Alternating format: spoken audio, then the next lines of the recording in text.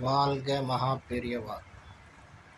உதாரணத்துக்கு ஒரு ஜாதகத்தில் ரின் யோகம்னா உங்களுக்கு எப்பவுமே பண கஷ்டங்கள், வேறு விதமான தொந்தரவுகள், எல்லா விதமான ப்ராப்ளம்ஸ் வந்துகிட்டே இருக்குது அப்படின்னு பார்த்தீங்கன்னா அதை ரின்னோ உங்கள்கிட்ட நான் கடமைப்பட்டேன் அப்படின்னு சொல்லுவாங்களே, அதை ரின் யோகம்னு சொல்லுவாங்க.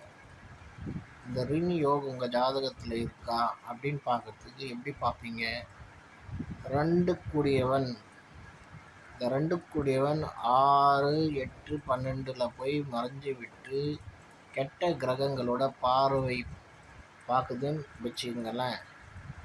இந்த மாதிரி ஜாதகன் மிகப்பெரிய கஷ்டத்தில் இருந்து ப்ராப்ளங்களை சந்திப்பான். அவனை எப்படி காப்பாற்ற வேண்டும்? அந்த ஜாதகத்தில் வேறு என்ன நல்ல யோகம் இருக்குது, அந்த யோகத்தை பார்த்து அந்த ஜாதகனுக்கு ரெமெடி செய்யணும். அது என்ன ரெமெடி?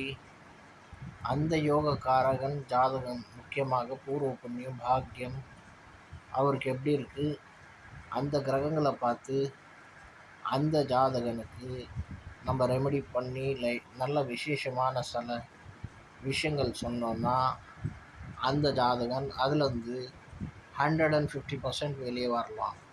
இல்லைன்னா அந்த ரிண யோகத்திலேயே ஜாதகன் மிகப்பெரிய ப்ராப்ளம்ஸில் சந்திப்பான். ஓம் குருபிய நம.